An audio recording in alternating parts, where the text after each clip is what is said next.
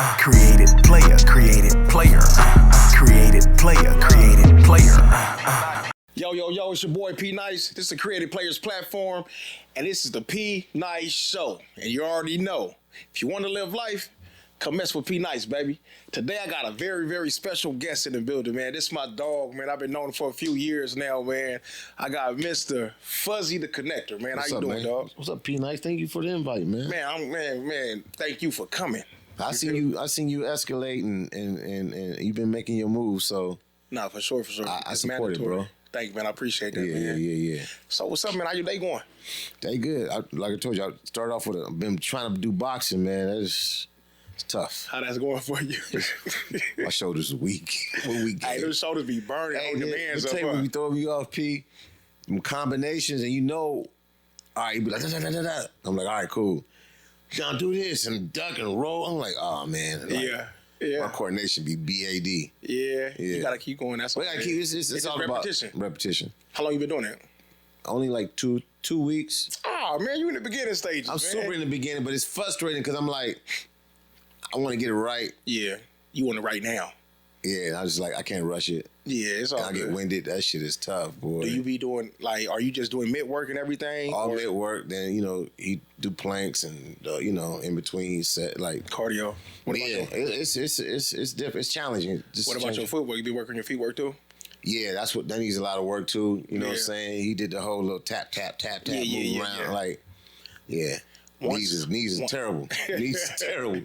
Once you break through though, once you get past once you go through that wall, you to the point of no return now. As long as you don't stop. I look forward to it. Then I'm like, I be winded, but I'm like, I like learning. You know what I'm saying? Or just little stuff of how to roll the shoulders and Yeah. Hey, that shit, it be making you feel like you can leave and whoop on somebody right now. No, he hype you up like, oh, I'm like, oh yeah, stop. I'm like, yeah, I did I'm good. that. I got it on that one. Yeah, it's a challenge. It's good cardio. Trying to get to it. You know what I'm saying? Right. Yeah. So, how the family? Everybody good? Everything good? Everybody good, man. My daughter 24, man. She grown. You know what I'm saying? Yeah. Only got one kid. I'm good. Mom's good. Everybody good. You only got one kid? One and done. Out the way. You don't want no more? Man, Man, it's 24 years later, man. It's all good. Come on, man. Start over. What? You started? You wouldn't even do that to yourself. Hell no. Could you imagine me running after? I told you I can barely do planks. Well, I'm running after A toddler, huh?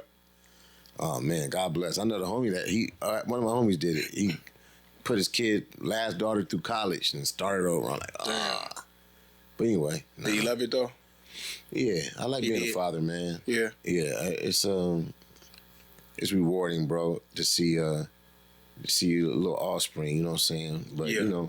my daughter. It's funny how I be wanting certain things. Like my daughter don't drive, and it bothers me. Bruh. I try to teach her. I tried. And she don't want to learn. I paid. This generation, they don't be like you and I probably was driving at 14, 15. Come on, man. I was driving before I had a permit, so Yeah, that was me. Yeah. And my daughter's 18 and she the same way. they got Uber now. They got us in Uber and all that. Bruh, I told my daughter she want to have this big old Sweet 16 birthday bash, right? So I'm like, look, If you have this Sweet 16 birthday, because I got to spend thousands on this, it's this or a car. Which one do you want? she said the party. She said the party. Oh nah, that's crazy. She said the party. That's crazy. And I tried my best. I'm like, look, baby, I know you a kid and you thinking you just want to have the Sweet 16. This is going to be over in 5 hours. It's going to be over. It's only one day. That's it. Yeah. After that, you're not going to have nothing. So are you sure? She like, It's the stunt. yeah, she just want to stunt, bro. And I had performers come and everything. We turned it up and everything, but Could have had you a little cool little use something. and she still, to this day, stand on that. Come on, baby, let me teach you how to drive. No, I don't want to. Yeah, bro. No, you could drive me. She tell me, no, you can drive me. Yeah, I don't understand it. And I don't even let her get an Uber. Oh, for real? I don't do that. Nah, I can't do that. Unless she with her brother or she got company or something. But solo dolo, like, nah. I'm a protective parent, bro. Yeah, no, you got to be. I'm a real protective parent, but I'm also lenient. But yeah, you also gotta let them bump their head a little bit. I'm starting to learn that. Yeah. But yeah, I think we could, like, I know I spoiled my daughter, you know, and I mean, like, I'm an only child, so there's things that I wanted my daughter to have, or just like, I just remember the feeling of asking my mother, can I do something, or can I get, I'm like, nah. Yeah. So then I start being, you know, radio stuff, and stuff starting, you know, coming to me a little easy. Right. I want to make sure I spoil, you know, not spoiled, but I was just making sure she was straight. Yeah. And I'm like, oh, I think I kind of, nah, she ain't spoiled rotten, but I was like, I didn't give her pushback as my mother gave me pushback. Right. Like, I remember one time my mother was telling me, my mother taught me a lot of morals of, oh, you want that? Like, I'm gonna give you two things. I love Hot Wheels. Mm-hmm. And Hot Wheels is only $1. Yeah. So I'm a car head. So she like, oh, you want Hot Wheels? Collect cans, recycle. Yeah, So I had to do the same thing. We'll be driving home. Mom, I see a can. She'll stop and pull over and get the, you know, so I can put the can in, you know, in the bag in the back of the hatchback. Then I remember I was in high school and I wanted a portable CD player. She said, how much is it? I said, $350 with tax. She said, $350. I ain't buying you no CD player for no three. At that time in the 80s, you know, that's a lot of money. Right. My It's mom a whole lot. You gotta get a job. So I worked at Big D Market in Compton. Mm-hmm. That was my first job, so I can buy this portable CD player, dog. But anyway, it taught me how to, you know, work for it and value what I bought. Like, it's a difference when somebody else get it for you. You probably don't value as much, but when you pay for your own, you know, you value it a little different. So Right. it taught me that. You know what I mean? Speaking of Compton, man, did you come up on the street side? No, Or no? nah, not at all. No. Like, I was raised in church. My family shielded me from that. You said that quick too. Nah, I know because you said no. Nah, because I'm not. I'm proud to be from Compton. My license plate has CPT on it. You know what I'm saying? If you look at my license plate, it says it. Oh, okay. Yeah, but like, my family, I knew not to do no street. Definitely affiliated, but not on some like, oh, fuzzy from South Side, or you know what I'm saying. I lived in the South, you know, state, you know, that's my area, but nah, I never had that issue. Like, my family really like protected me and you know, I had a lot of homies that's in the streets, and there was like this.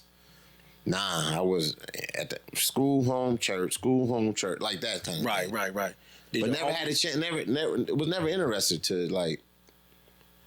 I thought I wanted to sell dope at one point, but only because I wanted a Jetta on some rims. Like, you know what I'm saying? This dumb shit. This like teenage shit. Like, oh, I just want a rim. Yeah. I ain't cut from that. You know what I'm saying? Right.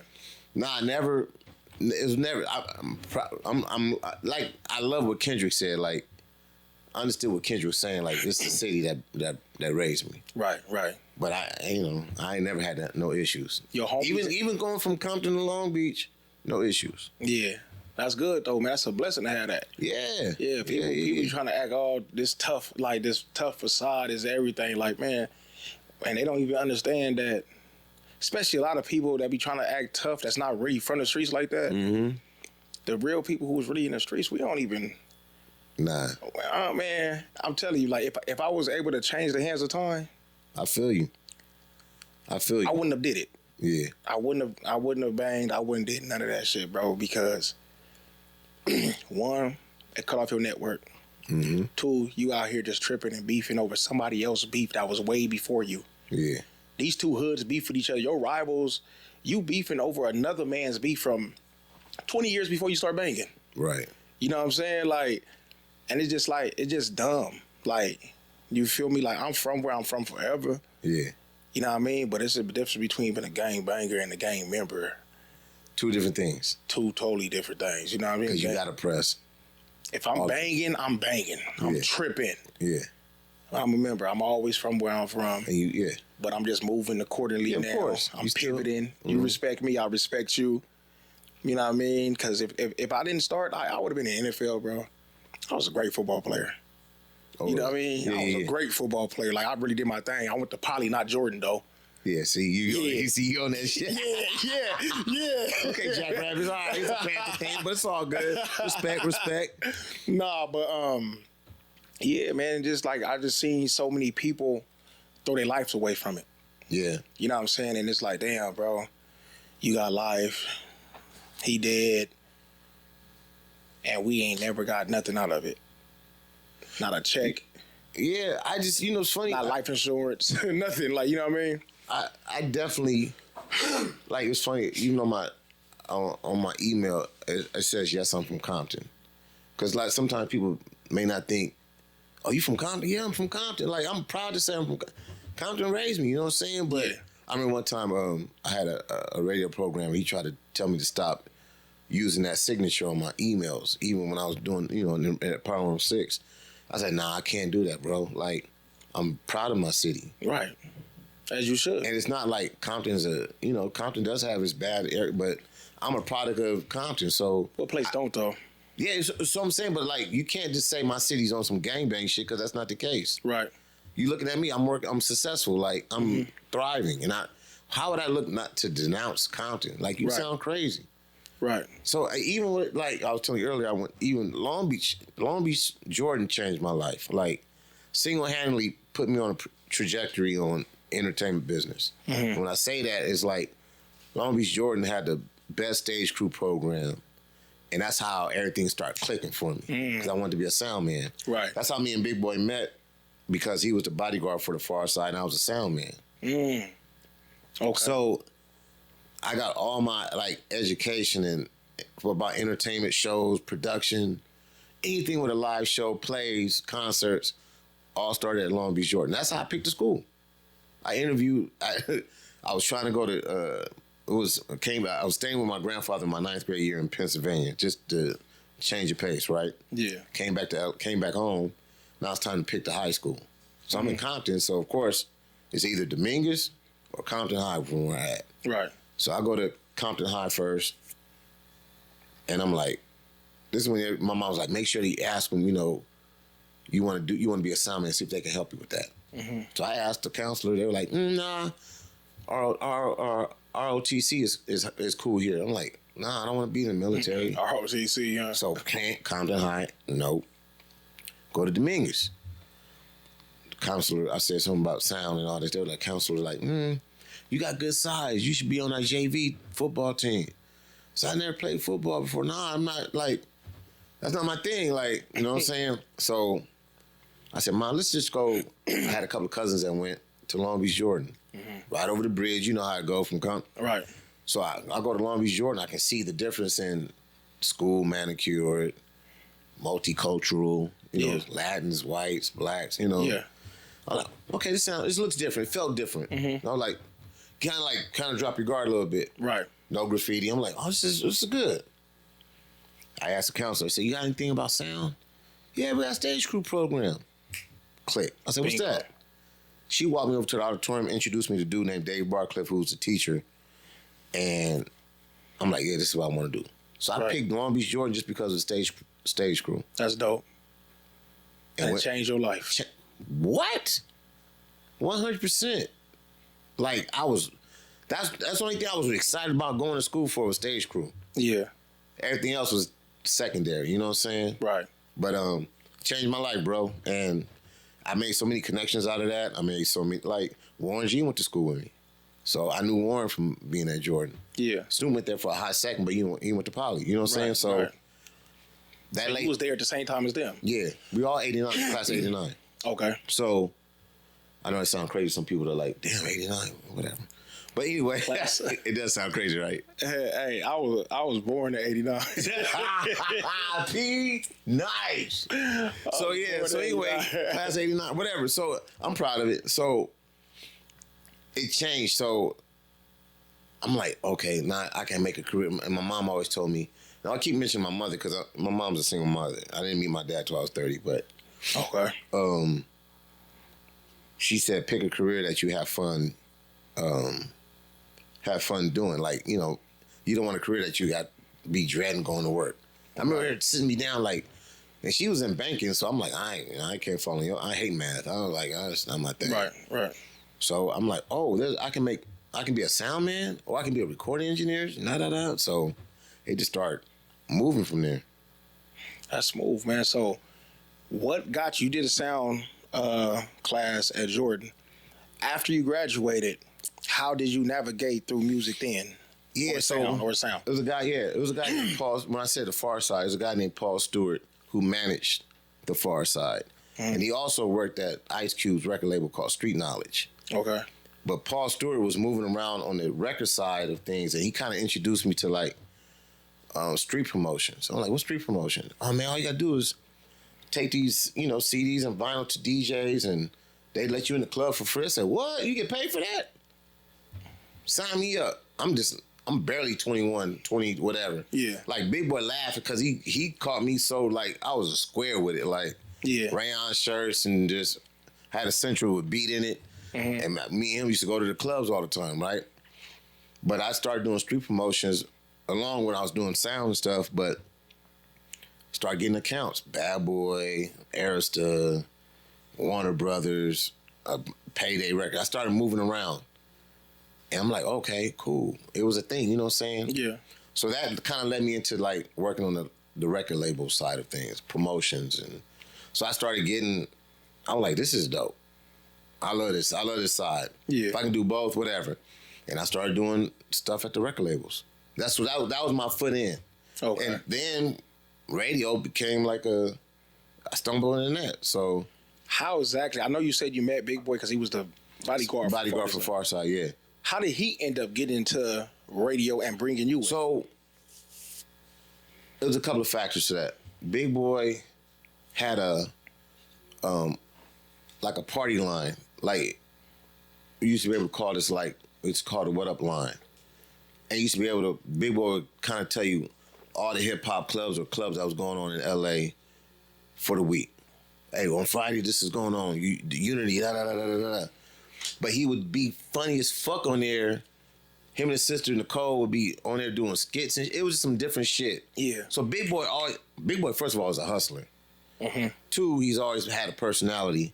So once again, we start clicking with the Baker Boys, who, if y'all don't know, like the Baker Boys were from Bakersfield, two Latin brothers, Mexican brothers. They called it two fat Mexicans, and they got on the morning show at Power 106. This is when hip hop starting to turn the corner for LA. You know what I'm saying? Yeah.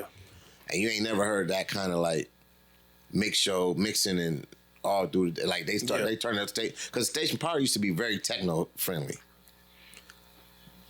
Baker Boys came and turned that motherfucker up on some hip hop shit. And everybody saw the climate changing. Right. We got cool with them, and they would have us on, or they would have Big Boy and I clowning on the mix shows, like their Friday Night Flavors. I think they asked about Big Boy because they heard up the What Up hotline, right?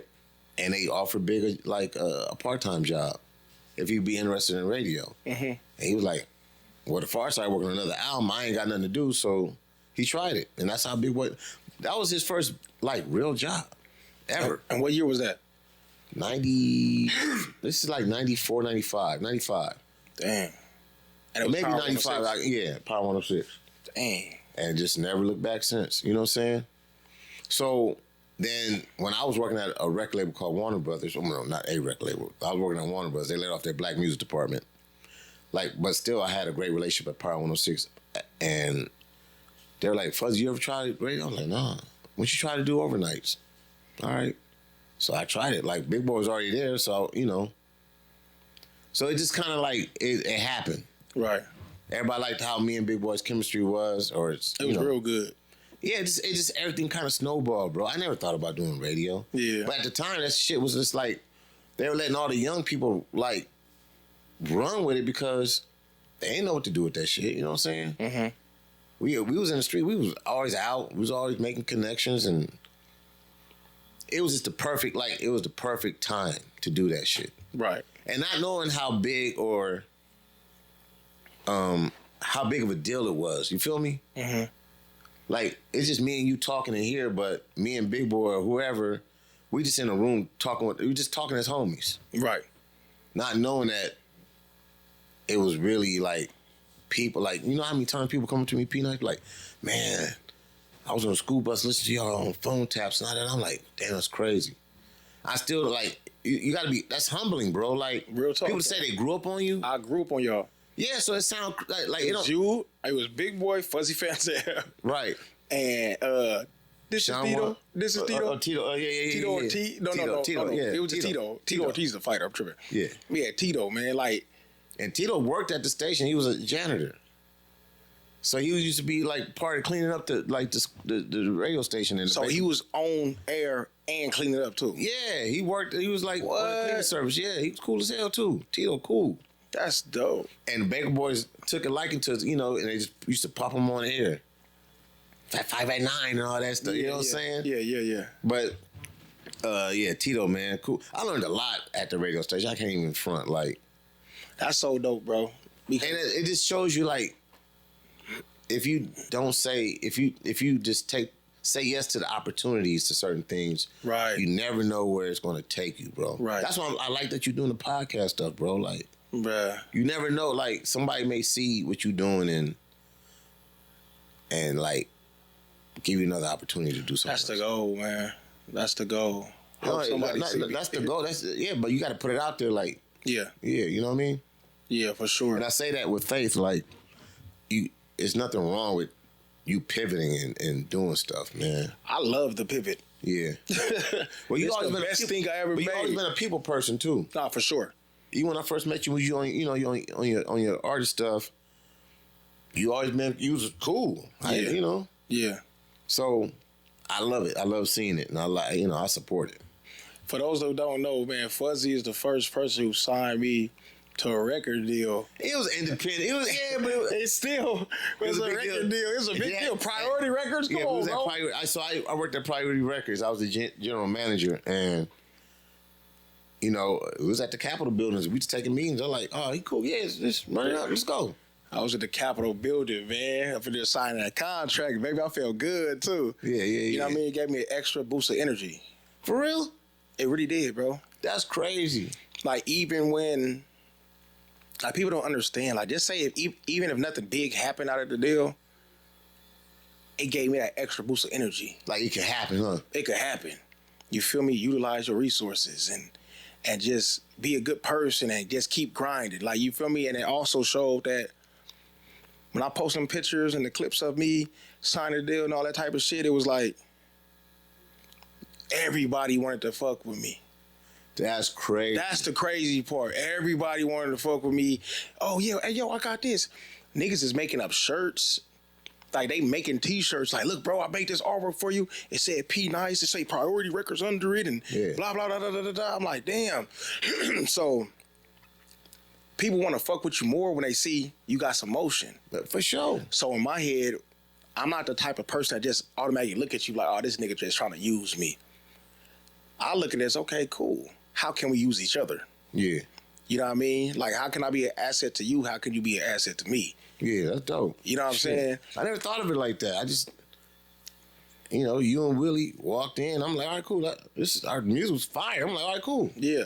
And your persona was on some like, Right. you know what I'm saying? Like, Yeah, I'm like, yeah. all right, I get this. Yeah. And your DNA was like all what Priority was built on. So I'm like, Right, real shit. Yeah. But yeah, man, that shit gave me a boost. of That's energy, crazy, man. P. I never thought of it like that. Yeah. People want to fuck with you, man, because they see what you got. Like, you know what I mean? And a lot of times, it's just they're trying to bring an opportunity to you. Mm. You know what I mean? Just like you said, you got to take advantage of your opportunities. Yeah, you do. You know what I mean? Sometimes your opportunities ain't always from a person who's bigger than you or got more money than you. Yeah. You know what I mean? Hold on. This is dope right here. This is a dope-ass idea. Okay, cool. Let me try to do something with it, too. That shit might blow up. His idea, and he broke as fuck, might have been an idea that brought you millions Yeah, facts. just because you gave it a chance. Facts. You know what I'm saying? I So never thought of it like that. that's the way I look at it, bro. Yeah. But you from Compton, Fuzz. Born and raised. So remember you said a lot of people around you had people that was from the streets that was from around you. None of them never tried to get you to get involved? No, because they knew I wasn't on that. I was a church boy. Thank God. And even with that, I'm like, that's cool. Like, I'm glad my family didn't have I'm glad all my uncles was like level-headed. Mm-hmm. Like, because some uncles could be like on some street. Yeah, of course. I know. You know what I'm saying? None of my uncles they were really father figures. Yeah. So I had one uncle that was super into music. And that's where I get all my music knowledge from. Like, he used to play, Earth, Wind and Fire, jazz, Grover Washington. Like, he used to always play that and be explaining to me what instruments were. Like, he was the music dude. Yeah. But he worked in the Bisco. Like, you couldn't tell me he didn't work at a record label. Right. So my interest about music and recording and sound came from him. Then my uncle Billy was a car dude, but he worked at McDonnell Douglas in Long Beach. Mm-hmm. So he working on airplanes, and then he worked on his own cars. So all my car savvy and keep a car clean and came from this uncle. Right. So then I had an Uncle Robert who was in the entertainment business. He sang backup for a couple of groups, and he was just that. So he would take me to recording studios, and he was a suave dude. He was very suave, and gave me girl advice and all this. So I always had great father figures around me, but them three right there was definitely. And my granny, I'm considered my granny a father figure because she was that one that was always at the house raising me. Yeah. So I had some great pillars. I'm gonna put it that way. Right. That wouldn't even allow me to, like, my house was strict. I couldn't even ride your bike outside for. I'm like, but as I got older, I'm like, oh, the crack epidemic was going down again. Yeah. Like, it was nothing for me to be like seeing a Batarang just yanking bars off people's houses at one point. Like, I was like, oh, that's Batarang. Yeah. The song was going I remember that being a kid, like, oh, but seeing people run down the street naked on Sherm or whatever, on PCP, whatever. Yeah. Like, I seen it, but I'm like, oh, they on drugs. I just, as a kid, like, they on drugs. Walk on the other side of the street. You know what I'm saying? Right, 100%. I had to go through the same thing. Yeah, so it's like, you saw it. I remember one time my uncle took me to an All-Star game, a Globetrotter game at the Forum. It may have been an All-Star game. And they was sparking. I said, what's that smell? I didn't know what weed. Water. Nigga, he said, that's hash. That's hash. It was hash. I thought it was Sherm. It just smelled funny to me, right? Yeah. I'm telling you how square I was. I remember one time my mom allowed me to go to the drive. Compton used to have a drive-in. Go to the drive-in with my older cousins. It was a big deal. I'm probably like 7 or 8. And we went to see a Bruce Lee movie. We went to see some movie, whatever. We came back home, and my mom said, "How you have fun?" I said, "Yeah, man, my cousin Mike, he cool. Michael Ray, cool." She said, "Why you say he cool?" I said, "Ma, he roll his cigarettes up like a cowboy." Yo, man. She said, "What?" I said, the only thing I was seeing, because Bugs Bunny had a cartoon, he was rolling a cigarette up. Yeah. Mama said, that wasn't no cigarette. He got in trouble. That's how square I was. The niggas over there smoking weed. I know it, man. That's funny as hell. He said he's rolling up like a cowboy. He rolling up a cowboy. But I thought it was cool. Like, man, I just remember doing, like, you know what I'm saying? I was young, man. I didn't know shit. Naive. So even though you wasn't in the streets like that, right? Definitely around a lot of being in Compton, you was around a lot of street activity. So 100%. So with that being said, what did the streets teach you that later helped you navigate these $1 million conversations in the music industry? How to talk to everybody. Mm-hmm. I know my conversation, or my entry point with somebody that's street affiliated. I know how to talk to them on their level. Yeah. Not saying I'm a tough dude, whatever the case may be. That's not the case, but it's like, I was around it, so I know how to. I can communicate. Then if I'm in the office, if somebody with a suit and tie, I know how to communicate that way too. So it's balanced. You feel me? Like I had cousins that was out there slanging and stuff. I remember seeing crack on top. Somebody was cutting some crack. I'm like, yeah, I don't need to be here. Yeah. I'm like, it's time to go. Right. That kind of shit. Like been around it, but like, I remember one time I was walking in a club and somebody came around the corner and had a little jog, and I'm like, you see your peripheral, somebody like crotching. They had a sawed-off shotgun. He pointed at me like, "You down with Dax?" I said, "Who?" And I'm like, "You down with Dax?" I'm like, and I'm in shock. I'm like, "Nah." I'm just like, and I looked at the dude like, and he looked at me. I just broke. Left the girl I was dating, left her ass at the car. Nigga, she was up. Didn't grab her nuts, caught wind. Cause I'm like, nigga, because he had it at my belly. Like, I'm like, nah. Shit like that. It's like wrong place. You know what I'm saying? Right. Definitely saw niggas drive by. You know. Luckily, he wasn't triggered. Bro, can I tell you by the grace of God, I've several occasions just missed it or out the way.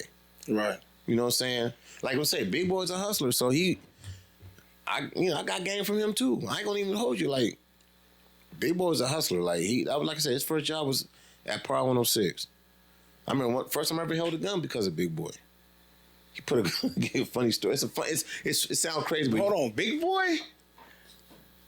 Bro, look, listen. I done been around Big Boy on numerous occasions, right? It's always just a high can't get it by situation. Nah, he done messed with the homies and stuff before, like they was signed to his label and everything. But the way I know Big Boy is just radio. That's it. You know what I mean? Never. Well, like I said, when he was hustling, I never saw it, whatever the case may be. But I knew, that's Big Boy. Also was like at the time he used to like chip people's phones. Mm-hmm. So like when the flip phones and bricks, like he's out there hustling. Mm-hmm. So Big Boy always been a hustler. Yeah, but he ain't the one to play with though. He don't play about his family. Him, nah. Yeah, he's always telling Fuzzy we can get home safe. I'm like, all right, cool. Right. But like one time, Big's always been a practical joker. We had a club, and Big Boy used to, and he tells a story. He says in his book, he used to keep a 380 under his belly, and that's how Big Boy used to be. And whatever, we used to get in, Right. So I remember one time we was at the club in Hollywood. Big Boy gets up, put the 380 right in my lap. It's a club we at, and gets up and walk away. I'm like, I'm over this Walter 380 like, what the fuck is like? Yeah. And he over there laughing. I'm like, bro, we in a club, bro. Yeah. Practical joker, bro. Always been. You know what I'm saying? But I got a lot of game from it. And like, one of the main things Big used to on some street shit, he used to tell me, don't underestimate nobody, Fuzzy. Nobody. He used to tell me that constantly. Don't underestimate nobody. You never know. Right. That little motherfucker over there probably knows some shit. That will take your head off. So that way we was able to speak to people. Cool. That's why Big Boy can move the way he move in L.A. Yeah. He ain't got no issues with nobody. Right. He ain't got to have no bodyguards. That's love. And also that made my job easier years later because we was never asshole shock jocks to people. Like, Big Boy made it super welcoming on our show to talk to everybody. Yeah. Even to this day, like, come on, man. Like, people are happy to see Big Boy, happy to see me. Like, because we didn't burn no bridges with nobody. Right. So it made my job easier when I start even moving from radio, like the relationships was always solid. Right. So imagine if Big Boy was an asshole, bro. Like, oh man, you with Big Boy. Like, nah, I'm cool. Yeah. What?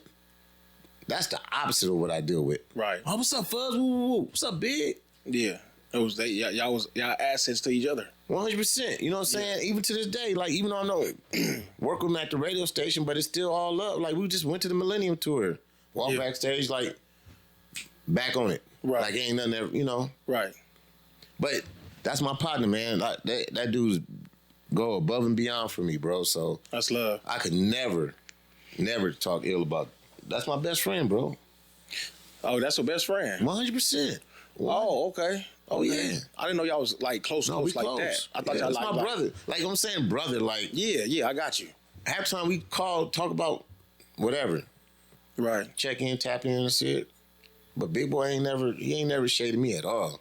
Right. So I remember one time I was at Willie House in Calabasas. Mm-hmm. Yep. Big Boy lived down the street from him. Mm-hmm. So we there for Halloween. We chilling at Halloween. And then next you know, somebody just walked through the door. I hear a voice. I look, I'm like, damn, that show is Big Boy. Yeah. Like, what the hell? You feel me? He just walked up at his house, right? This type of shit blowing my mind because I'm a nigga from the east side of Long Beach. You know what I mean? Like, ain't no famous ass record personality just walking in. Big Boy ain't just walking into niggas' house. You feel me? I'm like, damn, okay. But what really blew my mind is, I've been around famous people, but what blew my mind is we trick-or-treating in his neighborhood. I don't know if you've ever been in his neighborhood. Yeah, trick-or-treating. Yeah. Kim K. Yep. Kanye. Neighbors. what the heck? Kenyon Martin or something like that. Yeah. Travis Barker. They They all in the same neighborhood. And they just walking around regular. Nobody guards know nothing. They at home. Yeah, they in their gated community. Like, you know what I mean? Like, and you tripping off of that? I'm tripping off that. Like, what the fuck? Cause we gotta be on our head, have our head on the swivel where we 100%. trick or treating at. You know what I mean? You liable to get shot at. You know what I mean, or anything. Out here, it's just like it's all love. It's beautiful. All the decorations, Big Boy, all these other famous people out here. It's inspiring.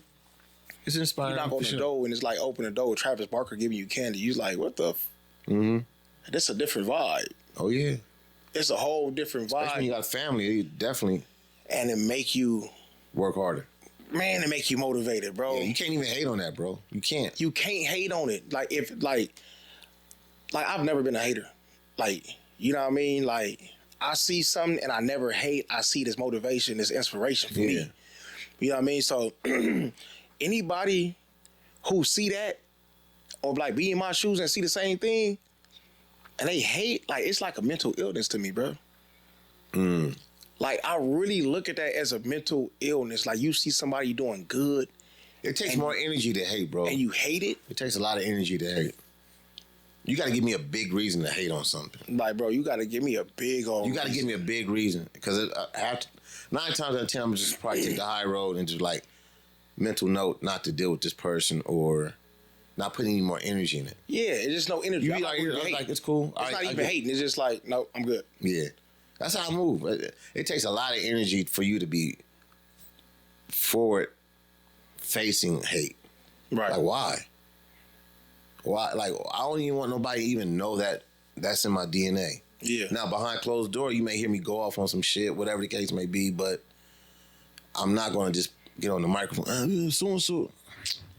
I'm cool, bro. Right. It's cool. Like take the high road. Did you ever? My last question about the streets. Did you ever, at any point in time, did you ever feel like, damn, I'm fuzzying? I think I want to bang, cuz.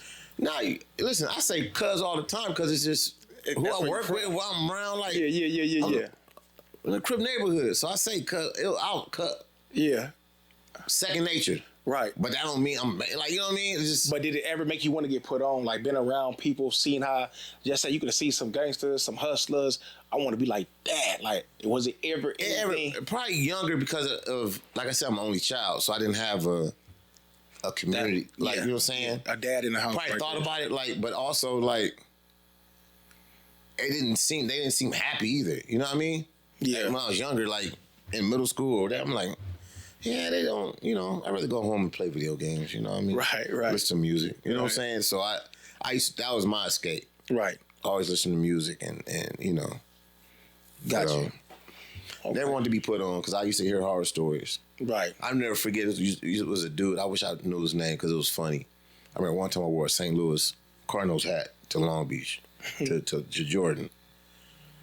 First period, nigga took it off my hat and ran with it. Like, damn, he just took my hat. At the end of the school, he said, hey, Fudge, you can't wear that hat over here, bro. I said, what? I said, he said, Fuzz. He can't, don't, please. You a good dude. Like, I was taking him so you didn't get prepped. Like, you know what I'm saying? Yeah. He was saying it in so many ways, but I'm just over here, khakis, Dickie, K-Swiss, and I had a red hat on. Because it matched the fit, you know what I'm saying? Whatever at the time. Hold on, you had on the red hat Dickies. I used to wear Dickies all the time. and Khakis and some K-Swiss. I looked the part. yeah, you looked the part for sure. And I didn't know. I'm just like, What color was the K-Swiss? white. Oh, okay. Yeah, white, but I'm saying, but I just remember he was like, I was making sure like you didn't have a red hat with red. no, K-Swiss it wasn't on with and the red shit. laces Like, and nothing like yeah, that. No, yeah, it wasn't that. yeah. Oh, no. But I just remember him, he at the school day, he was like, hey, Fudge, I know you're not on that. You can't. Yeah. I was like, all right. You I just alone. I just remember red hat, it was so clean. I was like, I'm going to wear this. Yeah. He's like, stop, man. Right. But he took it and was laughing and he ran. Yeah. I never forget that. I was in 10th grade. Like, man. He probably saved you. No, that's what he was saying in so many words at the end of sure. He's, I'm gonna give you a hat back. He sure said, but did. you can't. He's like, because he knew I wasn't on that. Right. So, you know what I'm saying? I'm just such a dude, you know. Yeah. Anyway, So Power 106. When you started at Power 106, Yeah. like you said, Okay, you knew the Baker Boys, you know Big Boy. You feel me? You already had good relationships, Yeah, for right? sure. So, did you feel like you had to go in and prove yourself every day, or did you feel like you was at home?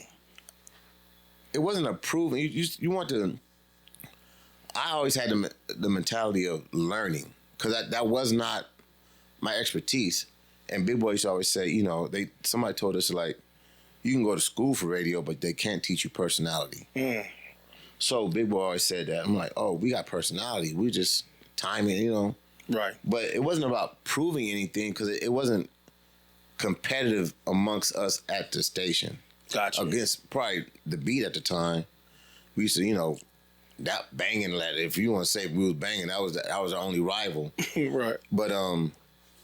But even the people at the beat were hella cool. Like Julio G is solid. Like Yeah. Sway, when Sway was over there, it was super solid. So it never got to that part, but to prove, I almost had to prove stuff to myself of making sure we did the right thing on air and execute, and Yeah. because you had to learn certain things that you can only talk for 30 seconds and make sure this promo and the technical side of it you had to like practice on. You know what I'm saying? So it was challenging, but we still had fun. We were so young. We were like, all right, what you got to do? All right, cool. And kept it moving. So when you got to talk for 30 seconds, right? Do you guys have a timer up? It be like, so it say when I say 30 seconds, it say you had to like talk out of a record and into another record. So that maybe the end of the record had 14 seconds of like instrumental, and you kind of use that as a talk bed, or you can even put on an instrumental, whatever, to get the promo out. But you always had to hit these. They're called post. So a post meaning like by time Keith Sweat starts singing his first lyric, you know, you be like, you know the song, you can time it out and say, all right, Power 106 where hip hop lives. Then here comes, you know, here the song start or Yeah. So it was that kind of shit you had to kind of get timing. And Big Boy used to be a DJ, so he knew timing. So it kind of came to him naturally. I had to be taught that. You know what I'm saying? Like, oh, okay, I get it. Like, woo, woo, woo. Yeah. But that was kind of the certain things that was challenging of just knowing the technical side of you know, how to run your own board was a big deal. When to fire off commercials, looking at the show clock and all this, that was a new world for me. Knowing the music, we knew the music like There was nothing. that was nothing. That we knew the music, but when to fire up, like there's a playlist, there's all the songs are programmed, mix show, like you just had to learn the clock. So shit that sound like, I mean, second nature to us now because we did it so long. We had to learn that stuff. You had to learn how to work. Everybody got their own board.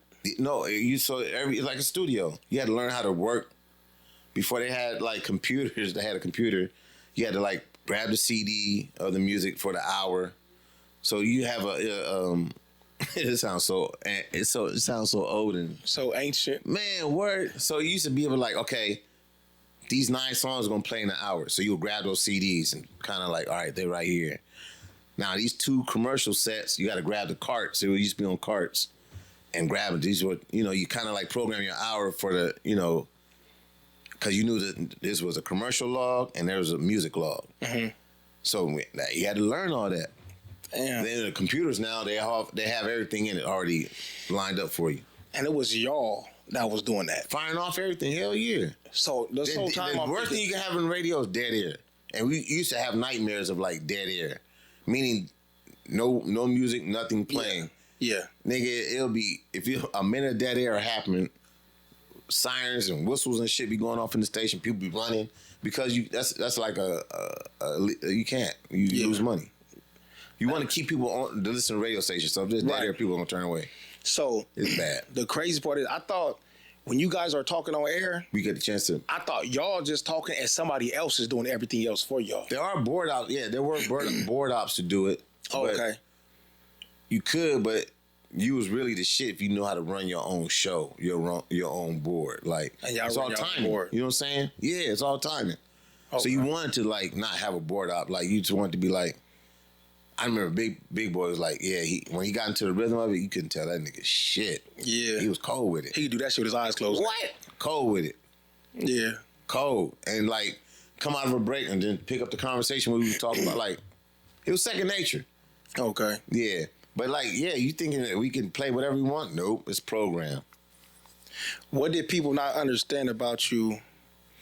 What you brought to Power 106 that made you valuable behind the scenes? The relationships. Yeah. I think they undervalued. They appreciated it, but they didn't reciprocate.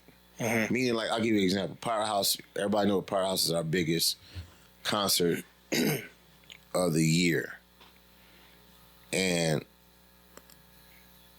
I remember I asked Jay-Z if he would headline Powerhouse one year. He'll get back to me. He got back. He called me. Yeah, I think I'll do Powerhouse. I just can't headline Fuzzy, but I'll do it. Whatever the dollar amount was discussed. And I was like, all right, I'll tell that to the team. But he called me. He didn't go let the Def Jam and all them. He called me. I'm like, hey, man, I can get Jay-Z. They're like, what? They was moving mountains to make it happen. Right. So technically, if you did something like that for a station, that's a big deal. Yeah. They supposed to kick in like, all right, here's a bonus. What's up, Fuzz? Good looking. I like, oh, all right.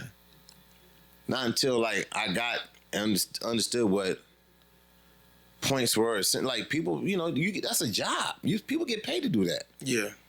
So I could have been like got a booking fee. You know what I'm saying? Like, right. They didn't tell me that. They was like, oh, good looking. Employee of the month. Some shit like that. You know what I mean? Yeah. Knowing they should have just chipped me off or whatever. So did it ever come a point in time where you noticed that, and did you ever like have any dialogue with anyone about it or get a contract? Not dialogue. I just knew how to. I was just doing it for the love of the station, first of all. Mm-hmm. It wasn't about like, look at me, I. It was never that. I didn't understand that till later. I'm like, oh, I could have asked for something. I could have. Damn. But the connector, like, that's, thank God, because it's like, I wasn't doing it for business. I was doing it like our station. I'm riding for the station. I'm riding for the big boys neighborhood. Like, it's gonna be a good look for us. Right. So it wasn't never because we wore that shit on our sleeve, bro. So it wasn't like a I thing. I was taught to always say we on certain things because even though you did it, but you still have a team of people around you.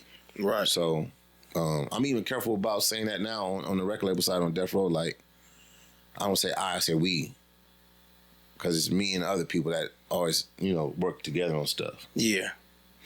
What's a moment that you noticed during the radio station that you just like, damn, we've really changed the culture right now? I wouldn't say at the radio station. I'll say when we would go out into like the neighborhoods and everybody would say your name or, and this is before Instagram and Facebook, whatever. This is like, right. We signing autographs or we signing like black and whites and, when you go up to the neighborhood and everybody come up to you saying what's up. Yeah. I remember, I say Big Boy a lot because I learned a lot so much from Big Boy. Like, that's my partner. But, when Big Boys, people ask, you get sick of signing autographs? He said, nah, it ain't. You see, he would where do you go? It's not a problem when they ask. It's a problem when they stop asking for your autograph. Right. I'm like, that's some real shit. Yeah. That's some real shit, bro. Like, hell yeah. You know what I'm saying? So we never tripped off of it. Like, I was always happy to do clubs and radio events. It was our job. Yeah. But it was fun. Like, we was having fun doing it. Right. Clowning? What? Talking shit on the radio? And you wasn't working. It felt like I wasn't working. It was fun. It wasn't work. Bro, imagine, yeah, dog. I love that shit. Like, when I'm doing this right now, job. like the shit that I'm doing right now. It's a job, bro. This is how I make money. Yeah. I love doing this shit. I don't feel like, oh my goodness, you ain't dreading interview. I ain't dreading nothing. Have regular conversations. So that's why when you call me, I'm like, for sure, I got you. Yeah. Even when you change your tone, I'm like, no, not a problem, I got you. Yeah. Because I know what that is, bro. Like, I know what this means to even ask somebody to do something. They say, yeah, all right, cool. And then you like, all right, I got over that hump. I just got to do the interview. Right. Now I know what that hump feels like in podcasts. Now you just got to put it out. Right. You got to know what to clip up. I already know what that feel like, bro. Yeah. And it's like, I'm humbled to even be you to even consider to even talk to me about it. Like, Yeah. of course, yeah, I'm gonna say yeah. You. I don't know if you understand. For us, to me, and a lot of people, bro, you a legend. I don't know if you know that, bro. Yeah, I can't say that. Like you humble. I can't say that. Oh, I appreciate it. I appreciate You it. can't say it because No. you're humble, bro, and you don't understand what you really did for a lot of people, bro. You know what I'm Yeah. saying? I don't mean to keep pointing this, but you don't understand what you did. Man, that's crazy. You know what I mean? Like if I didn't feel that way, it's like, what the fuck I want to talk to you for? Yeah. Yeah. You know what I mean? You just a nigga that work with different people. Okay, cool, whatever. Yeah. You know what I mean? But hearing you on the radio, the certain shit y'all used to say, the bond you and Big Boy had on air. Yeah. You know what I mean? It's a big deal. It's a big deal because it's like even with me and my homies sometimes, like we talk to each other and joke on each other, this and that. We got that shit from y'all. Yeah. You say something that I got like first of all, I appreciate you saying that. For sure. It's like you do stuff and you kind of like forget, but it's a big deal to somebody else. Yes. Like how you said, signing the priority. I wasn't doing it just because it was Willie McGinnis. I was like, I liked the music first. Yeah. And you was cool as fuck. I just remember you being cool. You sitting in my office. You was like, all right, let's do it. Like, whatever. Yeah. But you remember that moment. And it's not like I have to go, what I look like on, you see P Nice, I gave him a singles deal or I gave him a deal at priority. I don't say that. It's not for me to say that kind of stuff.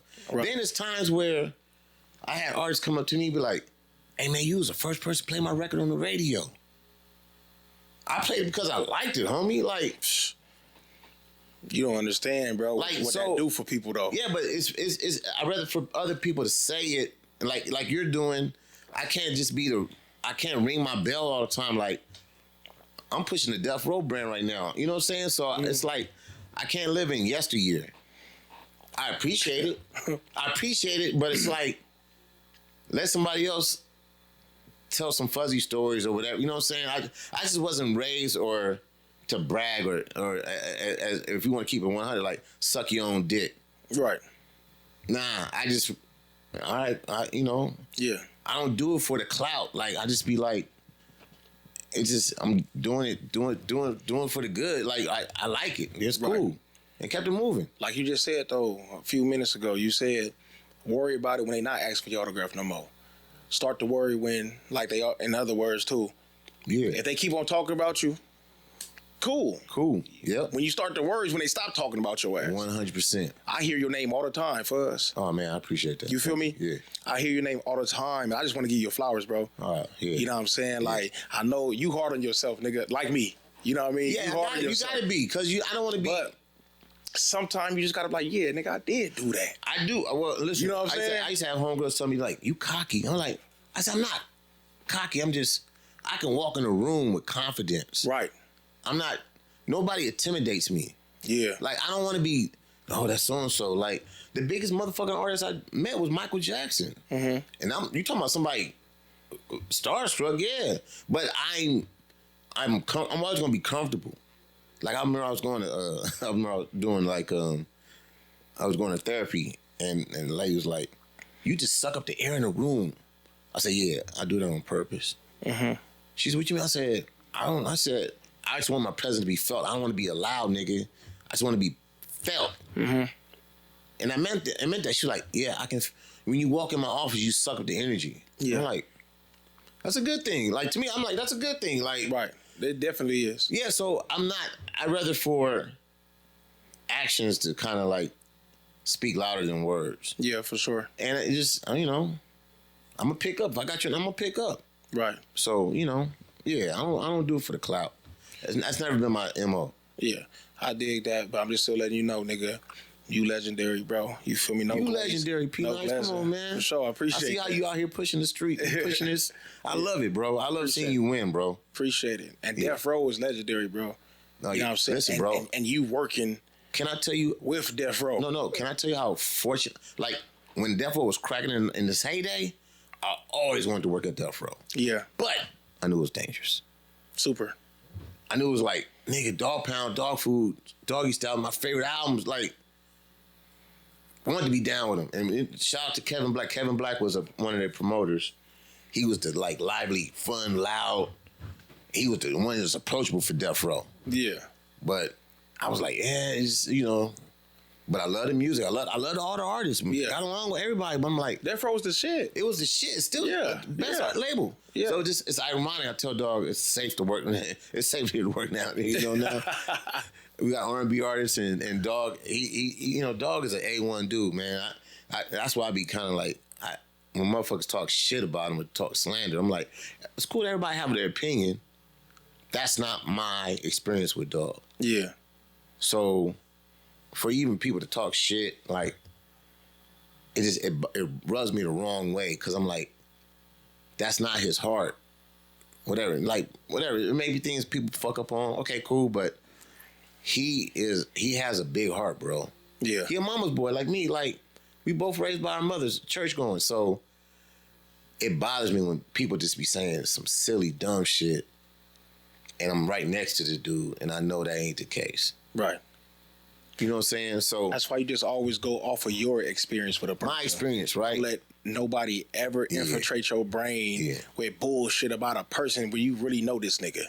Really know him. You know what I'm saying? And he's successful for a reason. Not to keep Right. talking about Dog, but it's like, for sure. there's a reason why he moves the way he moves. And realize he was an artist too back in the heyday. So he don't, you know, like, Dog, he be really looking out for a lot of people. That's all I gotta say. Nah, I believe it. It's a lot. I believe it. Including myself, goddammit. Yeah. So I'm always gonna ride for Dog and Dr. Dre and all that. Like, Right. them niggas, both of them niggas, Big Boy, Dr. Dre, and Snoop Dogg, changed my life. And no ID. It was four guys. No ID. Them dudes right there are my brothers. And I would probably fly somebody's head if they said some shit about them niggas. Yeah. That's how I feel like. But that's how it's supposed to be, though. 100%. That's how it's supposed to be. Like, anybody it's not say a lot shit, of people like if that no anybody more, say, though. Like, no ID, like, the coolest nigga ever from Chicago. Producer, you know, he gave my job at Priority at Capitol. Mm-hmm. Called me, like, what you doing? Man, we about to start a Priority. I think you should be you should be the GM. You should have a meeting over here. Just like that. Changed my life, bro. Yeah. Little shit like that, I won't forget. So even when I call these niggas, I don't be like, what you got for me? It'd be like, I be tapping in, what's up? Yeah. Dre, same thing. Snoop, same thing. Big Boy, like, everybody changed my life, bro. I won't forget that shit. Yeah. And you can't burn bridges, bro. I can't burn bridges. I don't like that fire. Right. I'll let it smolder if it was some shit I don't want to need to be a part of, but I can't burn a bridge, bro. Right. Even if me, whoever, I can't. Misunderstand at the time, all right, cool, we'll work it out later. We grown. We grown. But to, like, burn a bridge publicly and on it, Mike, nah, that's A lot of people don't forgave. understand. A lot of this shit that people be beefing all loud on the internet with and shit, it just took a conversation. Conversation and feelings. People in their feelings. Proper It'll be a communication. misunderstanding, miscommunication. I always say, proper communication creates proper understanding. Yep. You didn't have to run to the internet. You could have just hit me up, nigga, and we could have really chopped it up face to face or over. And I the wasn't phone. raised like that to just be, You know what I mean? It's weird. nah. It's really weird to me now. You know what I mean? It's Yeah. like, because I wasn't raised like that either. And the people that I was raised by didn't pull shit like that. Nah, you got a problem with that man, see him face to Face face. to face, we go chop it up. Chop it up. And just because we got a disagreement, that don't mean we beef. No. Okay, we could agree to disagree then. You know what I mean? You go your way, I go my At way. least you heard me and I heard you. Exactly. And we go our separate ways. Let's just move forward. Yep.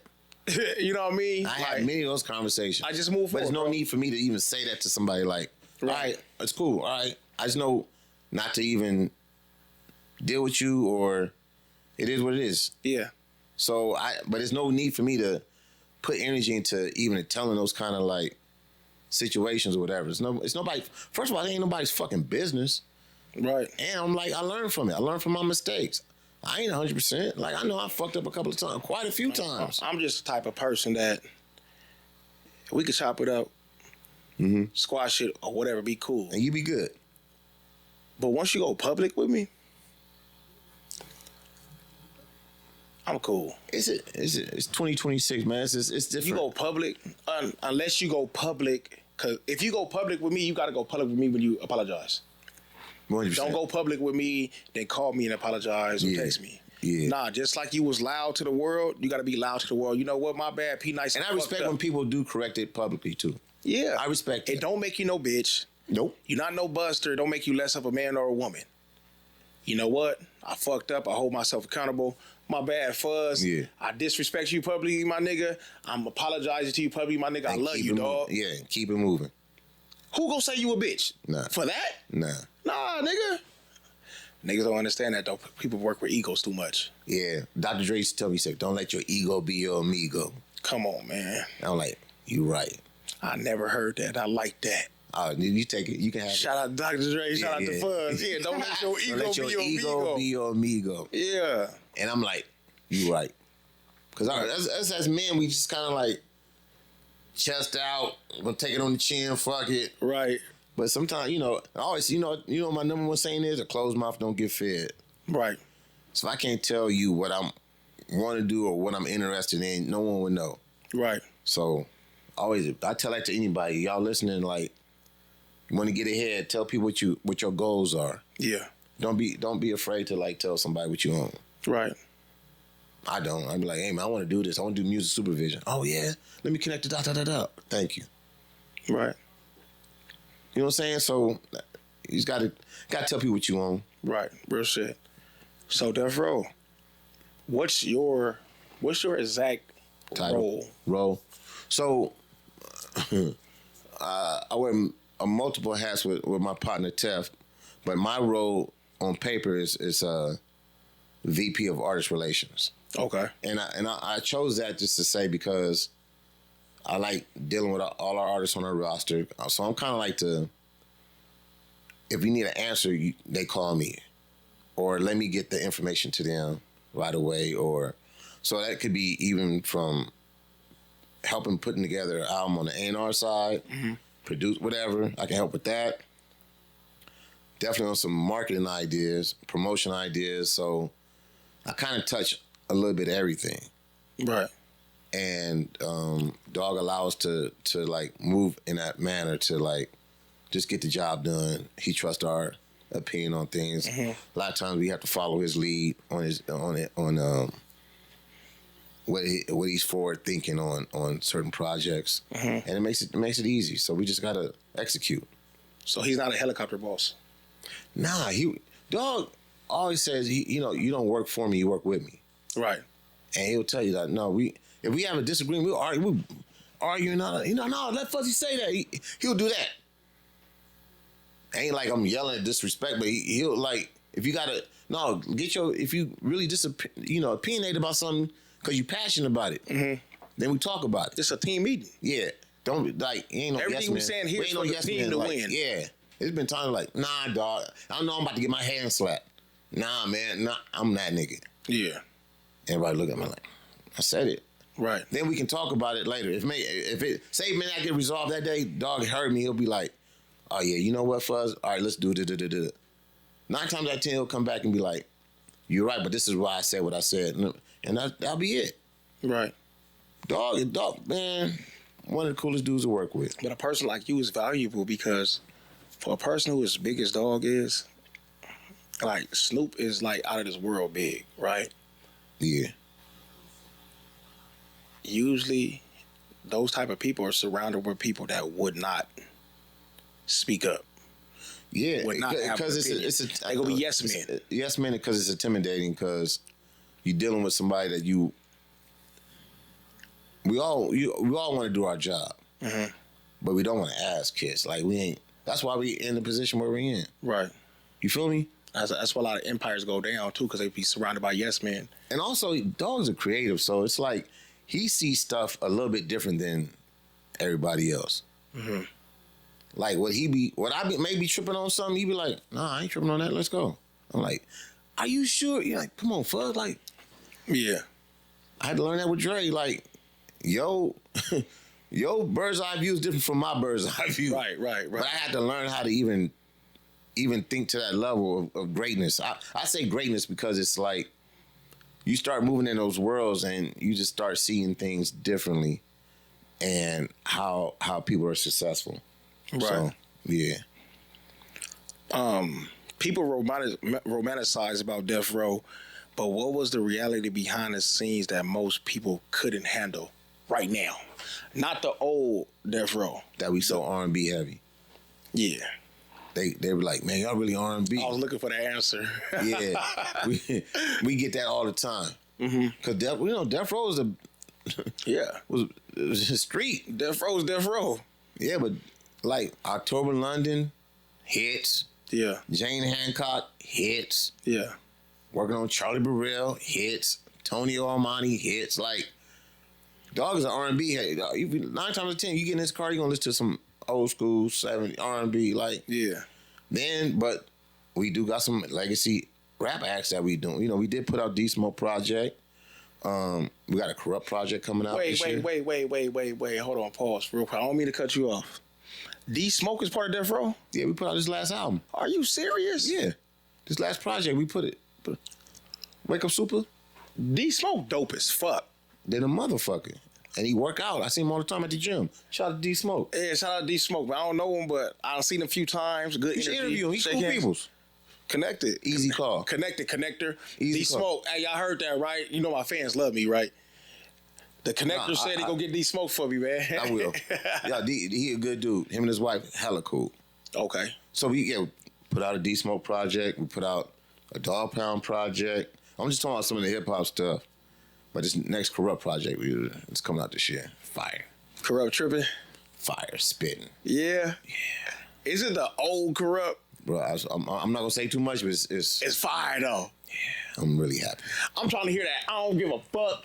Catch me in the hood off, blue truck, gang bang the fuck out, cuz. Hey, All Corrupt that. is hard, nigga. Some of that on there. Trust. Corrupt is hard. Yeah. For sure. Love for sure. Corrupt, man. Yeah. Yeah, so like even the East Side, we put out the East Side project. Like, I love being busy with Death Row. Yeah. It's keeping me busy. Like, Right. my phone start ringing at 7 o'clock in the morning or whatever. We don't leave the studio till 3 o'clock in the morning. I'm fortunate. I'm first of all, I'm blessed to even have a job at right now. Right.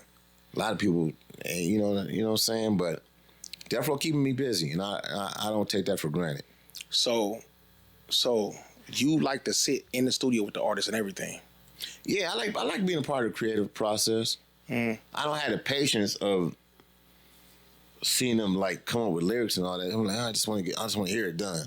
Yeah. But I do love seeing. I get the enjoyment of seeing, like, I would say Jane Hancock, because when I first started working at Death Row, she was just working on her album. So imagine me seeing it from demos to it becoming a reality. Now you got a date for a single. Now you got a date for an album. Shooting videos, visualizers, album artwork. Now she doing shows. She's at the Blue Note and all this. So it's like seeing her turn the corner. Like, I love seeing the success of certain things just crack off. Yeah. With all our artists. So there's satisfaction with that with me. Right. Always have been. Like, that's why I love being a sound man, because I love being behind the scenes. I don't like being, as we were in radio, we still wasn't in front of the spotlight, but we were talking behind a microphone and the speaker. Like, you know what I'm saying? Mm-hmm.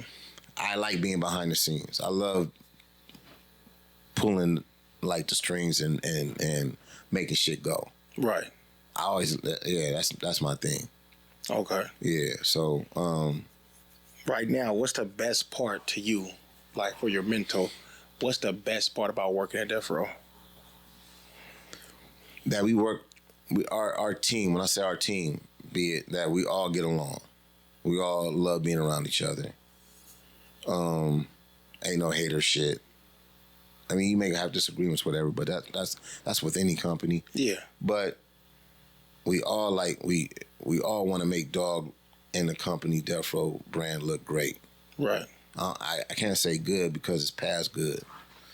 I'm excited what Death Row Pictures is doing with. We got Death Row documentary lined up. Dog about to shoot this biopic picture on him. Like, standing next to, like, No ID. I keep saying No ID. You always say stand next to the W, meaning stand next to the win. Mm-hmm. And I'm like, listen, man, everybody putting W's up. Like, stand next to Dog and Death Row and Death Row Pictures, Death Row Games, Death Row Cannabis. Like, it's so many, like, things that you're a part of that we all just want to make sure everybody cool on. You know what I'm saying? Right. I don't take that for granted. Right. Cause you know, shit, we all could be at the house watching it go up. Yeah. But I'm a part of it. You know what I'm saying? Real shit. So That's a blessing. yeah, for sure. What I admire about y'all team that you spoke on, that y'all all get along with everything, is because every time I'm around Snoop, it was either in the hood, Yep. you know what I'm saying, he came to the east side, or it's like at his concerts and shit. Mm-hmm. You know what I mean? We backstage, you know, hanging out, you feel me? Because the G homie Papa Loc, Big Fabe and all them, like, you know what I mean? Bring us around, Henderson Blue, bring us around and shit, right? Yeah. So, our older homies, like, you feel me, got us around Snoopy hanging out and shit. Cool. But I've only seen them in that atmosphere. Yeah. You know what I mean? Either in the set or backstage at the show and then go to the stage and maybe back to the hotel afterwards or before the show. Like, you know what I mean? But when I came to do that interview Oh, at the compound. at the compound, Yeah. that's when for my first time, I seen all the moving parts. Yes. I knew he was already, as far as fame and everything, bigger than life, right? Like, he huge. He like the most famous nigga in the world. You know what I'm saying? But there's a lot of moving pieces that you don't see. But when I got there to the compound, I know it was only a fraction of the moving pieces. You know what I mean? You got a bar of it that day. I got a bar that day. Me and my nigga was looking like, damn, cuz, like, this nigga, Snoop, one, he really a boss. 100%. Two, it's like the team. But it's not, we didn't just look at Snoop like, yeah, this nigga Snoop a boss. We looked at the team. You was there, Sarah was there, K-Dub was there. Yep. You feel me? Like, It just be all hands on deck. Damn, I fucking up his name. K-Mac. No, not K-Mac. K-Mac, my nigga, though. Tef, my guy. Tef. Amador, that's Yes, his name. sir. Amador, like, all them, like, all y'all there, and everybody is doing something. Yeah. Sarah, like, making sure them questions, hey, P. Dice, Nah, what you got listen, on your questions? Yeah. She gonna Sarah, make sure he like- nothing slip through the Hey, P. Dice, what you got on your questions?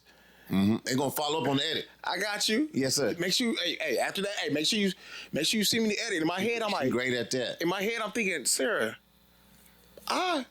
you was sitting right there doing the whole interview. You know nothing was said wrong. Gotta double check. Nope. Gotta double check. Gotta double check. Oh, send me what you go clip. Send me this. Send me that. I respected Protect it, the bro. brand, bro. And I admire, look, bro. Like, she even hit me and told me, like, P. Nice, I love the way you was She so... gave you a compliment the other day, bro. Swear to God. Yeah, Yeah. that's We cool. talking about you. She like, man, P Nice is really he on top of his shit. Like, Yeah. in so many words. Right. Yeah, she spoke highly of you And the other day. I appreciate that, Sarah. And I was just about to say, I admire the way she hit me up like, yo, P. Nice, thank you. You know what I mean? You were so professional. You was 100%. this, you was that. She said that. You did She said that. that same thing You to didn't me. give me no back, like, and you, like, every time she asked me for anything, She I said shot you was it right on your back at her. shit. Yes, sir. You know what I mean? Yeah. So that let me know I'm on my shit for one. For two, she don't even know, but she made me be on my shit too. Cause I've never experienced that. But she talked to you like a professional. That's it. Hell yeah. Yeah. But I've never experienced that. I got my own show. You probably learned a lot from that day, though. What? Bro, Yeah. I learned a lot just sitting there for the few hours we was there. Yeah. You know what I mean? Yeah. I learned a lot.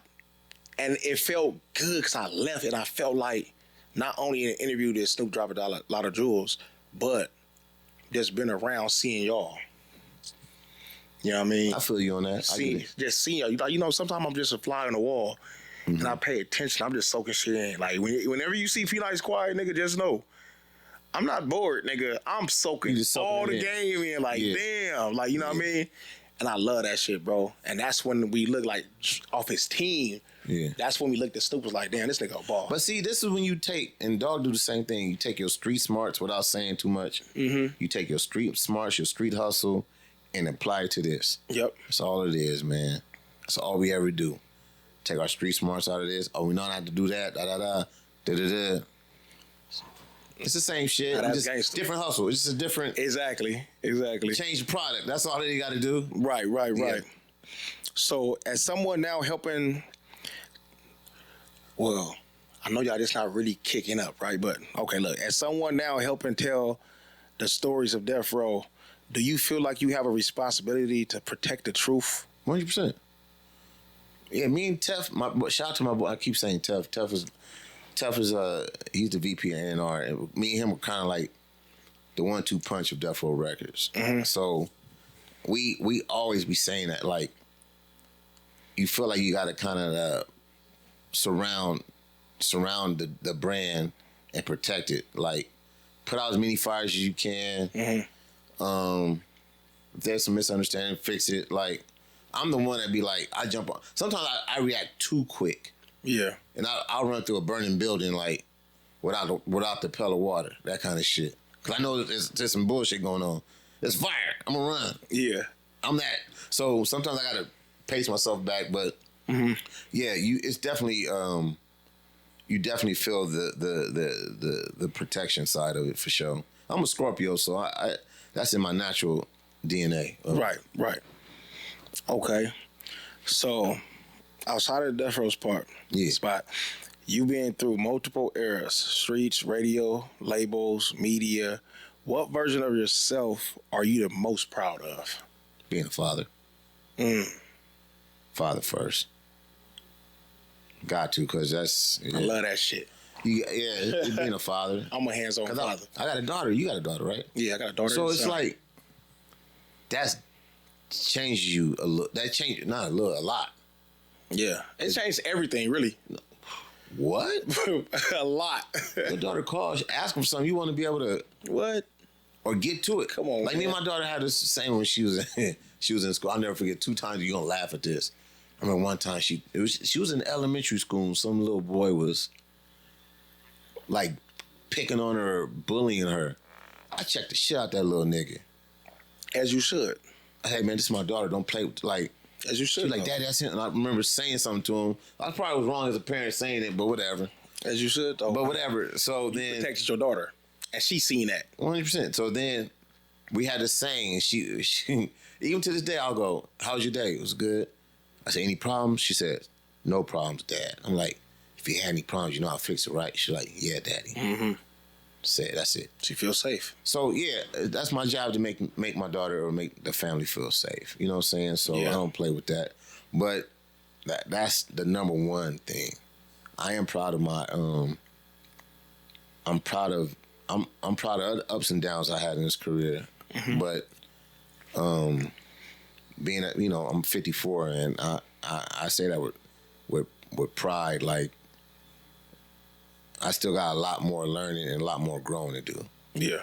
Even though you say I'm old school with that, or I'm a senior, or you know what I'm saying, but I still feel like a little kid, nigga. Like I be in my car playing music hella loud and all that shit. Like I still feel like a kid. Like right. Don't let these gray hairs fool you. I still do dumb shit. Like yeah. So you still living life, man. Living life, bro. That's what it is. You know what I'm saying? It's a big difference between being alive and actually living. Yeah. You know what I'm saying? Yeah, so I'm on that shit. I still be on my bullshit. I ain't gonna hold you. Like, I just love having fun, bro.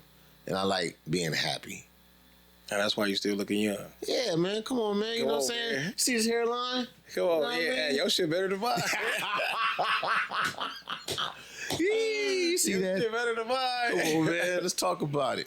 But nah, man. For real, though. And I really, really feel you on both parts. You know what I mean? Just living life. You know what I mean? And you got to, bro. And being a father. You know what I'm saying? That's why I actually had to push the interview time back. Because my son, he's a great athlete. Uh-huh. You know what I mean? And he had a visit today at UCLA. That's a big deal. Yeah, and I had to take him. You know what I mean? To the visit and everything. So it was like, I didn't even ask no question. You said it's an easy call. I said, hey, yo, can we push it back? You said, doable. Cool, let's get it. Yeah. You know what I mean? I ain't tripping. But even if you would have said, fam, say, hey, man, take your time. Whenever you need me. If you would have said that, like, oh, bro, take care of that. I'm there. I'm here for you. Yeah. I definitely had nothing, you good. No, for sure. You got to live life, too, though, man. Like, a lot of people get so caught up in one or two things. What you see? Work. They get too caught up in work that they can't even enjoy life. They want to get money, but what the fuck are you getting all this money for if you can't even enjoy it? Yeah. Or two, they get too caught up in the unnecessary drama and negativity. Some of those go hand in hand. Yeah. Work and negativity. Yeah. So, there's been times I heard people say, if we don't work, they don't eat. So you gotta work, gotta hustle. Mm-hmm. If you're definitely providing for your family. Like anybody I talk to, they know like I gotta be available to work. Yeah. But also I gotta make time for me like that's why I work out, I put on weight during the pandemic, whatever the case may be, but it's like I find working out in the morning and I learned that from Dre. I lost 100 pounds working out with Dre. And yo with the weight, whatever the case may be. Me and him had that argument to this day. But you got to take time out for yourself. Right. So that could be me driving, listening to a podcast, listening to music, or getting up early in the morning to work out, or that's my time. Right. Like I'm trying to figure out like I need to put my phone on do not disturb while I'm at the gym. I wish there was a geo. Like when I'm at this gym, my phone shouldn't ring. Cause that shit throws me off. Or let's not take my phone. But then it's like, if something happened, you gotta answer it in real time. So yeah. I'm that nigga. You know what I'm saying? And I take that very serious. Like the gym. You work out every day, huh? 5 a.m. every day. You at 5 a.m.? 5 a.m. every day. Gym open at 5 a.m. and I'm there when the door is open. But were you disciplined like that because of football? Disciplined because of football, and also my mom and daddy never let me sleep late, no matter what. So you go to bed at a decent time. Like today, if I ain't doing shit, I'll be asleep by 9:30, bro. But that's discipline. Yeah, hell yeah. Discipline. I'm asleep by 9:30. So your eating is good and you working out is cool. My eating is getting better. Getting better. So you work out, but so wait, 5 days a week at 5 a.m. 5 a.m. No matter what. I go work out 5 a.m. I like 5 a.m. because see, that's what I need. Once I'm done, you can start the day. I got the whole day ahead of me. Now, when I used to go to work with my partners, and they'd be like, "Oh yeah, let's link up at 9 o'clock."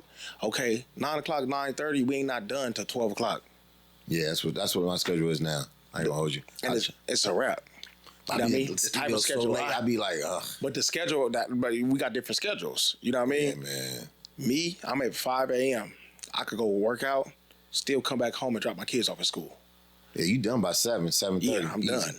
You know what I mean? I work out for an hour. I do 45 minutes of cardio every day. You know what I'm saying? So you waking up at 4 or something, getting at it. Yeah. But it's easy though because I'm sleep so early. I just wake up. I don't even set an alarm no more. I'm just 4:15. I'm up. All right, so imagine me and Big doing the morning show for so long. We had to be at work before 5. Yeah. So when I stopped doing radio, I was programmed to get up so early. So yeah. But even it's funny that we're having this conversation because I'm thinking like I just need to be at the gym like at before 6 because my phone won't start ringing till my phone ring at 7:30. Like it'll be that like kind clockwork. Of shit. That's how my phone be blowing up all the time. It blow up, so then it throws me off. But I'm like, you want to be present, but I need to put it on D&D. But like 5 a.m. is actually a bar. I got 2 phones. I can't do the 2 phones. I got 2 phones. I got the regular phone that everybody call. My family, everybody call this phone. Everybody, business, anything, right? Yeah. But I got this. This is my content phone. Like iTunes, I shoot. I got all my Instagram. music on it. I do my clips on the phone. Like if I want to put it through the apps, like all the apps for everything is on here. But only my kids, my woman, and my very close people got this number. So you take that to the gym with you? Like 6 people got this number. I get it. If this phone ring, I'm gonna know something. I don't want this phone to ring. You know what I mean? But if this phone start ringing, it's something very, very important going on. You feel me? Got it. You know what I'm saying? I don't want I this should phone get a to second ring. line, huh? Yeah. So when I hook my music up, I'm going. I ain't gotta worry about no calls. No calls. I'm rocking out. This is like basically fucking remember little what is the Burgers. iPods? Oh yeah, it's an iPod. Yeah, iPod. It's like an iPod now. Like it's just straight music. Like you feel me? Unless somebody call or I make a call on it. Oh man, I'm such a minimalist that I like 2 phones would be like. Yeah, But it just made my life easier though for me. No, I know a lot of people like that, bro. Yeah. I know a lot. You see Snoop got like 4 phones. I don't know how you keep up. I'm like, all right, man. But I get it. Yeah, you right. But the 5 a.m. thing is, You got to do that. like I said, when I did boxing at 6:30, I'm like, it felt cool. Do 5 a.m. and be done by 6:30. That's a whole different bar. It's like different. It feels different. And the crowd don't be crowded. The gym don't be crowded at 5 a.m. I done ate twice before 8 a.m. I'm only eating 5 meals a day. I ate twice before 8. Because I get up in the morning. Do you have you and your partner? Do you have a group of people or just use Dolo? Group of people. Really? Yeah. We all push each other. Yes, keep you accountable. Nigga, we wake up in the morning. Nigga, what's up? You up? We up? Showing a picture of your breakfast. Put it in the group chat. I'm gonna. What you niggas eating? Yeah, yeah. You know what I mean? What you niggas eating? Yeah. You know what I mean? Right now, I'm on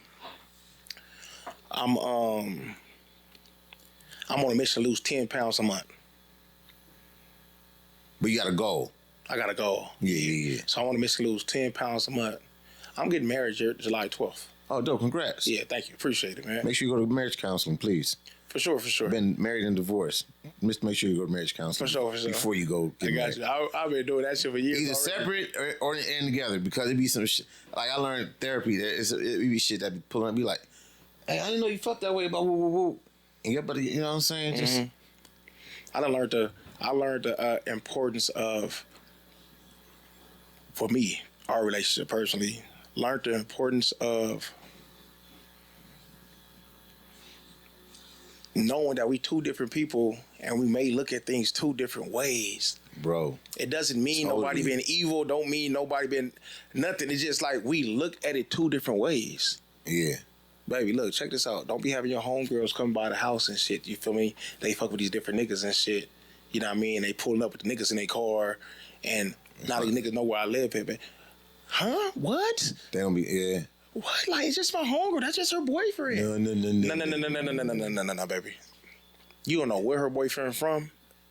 You don't know who he know that I probably don't fuck with, or his people probably don't fuck with me. Yeah. Like, you know what I'm saying? Like, right.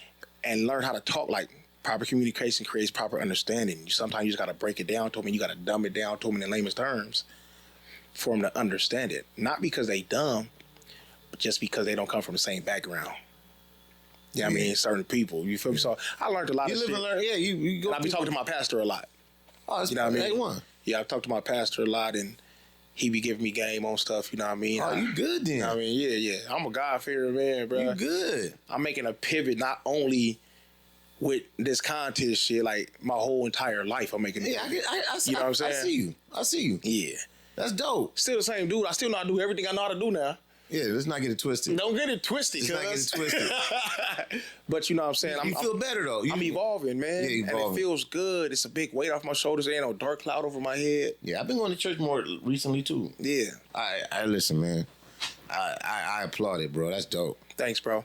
I appreciate you, man. Got me. Now you got me on the 5 a.m. Ooh, wow. Man, come on, man. Oh, yeah. I get it in with That's you. the right thing to do, because that's my only pet peeve about trying to work out. Then it'd be like, I got a conference call at 10. Man, it'd be all that kind of shit. But it's all good. We get in, man. Let me know when you ready. Matter of fact, I'm gonna hit your ass up. You go to a particular gym in the city? Yep. All right, I'm gonna hit you up. Yeah. You know whose gym I used to try to go to? What's the dude in Long Beach, the buff dude? CT. CT. Iron Addicts Gym. My boy's on that gym. That's a nice spot. I went over there and Yeah. worked out with him a couple times. Yeah. They're my people over there. Yeah. For sure. Yeah. CT Fletcher, Samson, Hercules be over there. My boy Buddy, Carl Lewis, like all of my people over there. And you got we talked about me because I can get over there easy too. Yeah, them, and it's another gym called Fitlosophy. It's over there by Cal State Long Beach, like in that area over there. Oh, for real? Okay. My boy Jabbar on that gym. Everything black on. Yeah, you gotta gym get to it. Hell yeah. Yeah, I see you always be on your shit. Yeah, for sure, man. Always. Right, so you trying to do more cardio, less Nah, I do an hour iron. Oh, you do an hour. Yeah, actually, I'm on 2-a-days right now. So, You really trying to cut weight? hell yeah. I'm not just trying to cut regular weight. I'm trying to cut weight and look cut up and nice. Like, you know what I mean? I feel you. You done it before though. Hell yeah.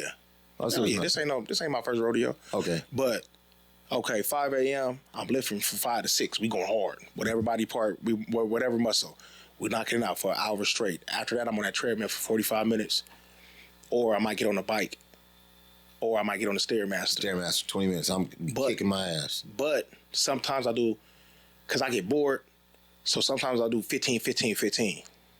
I get that. I On might different I machines. break it up, but it equals up to 45 minutes. Bam, right? I'm not mad at that. That's more fun. It's more fun.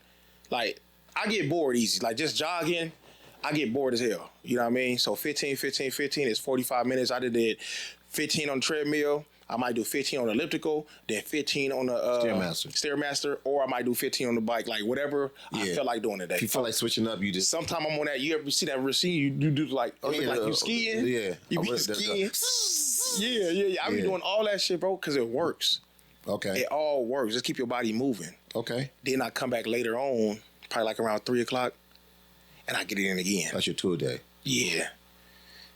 But last night, I went to sleep late. I couldn't sleep last night. So I just went to the gym and got my cardio in for 45 minutes. Then came back home with the sleep.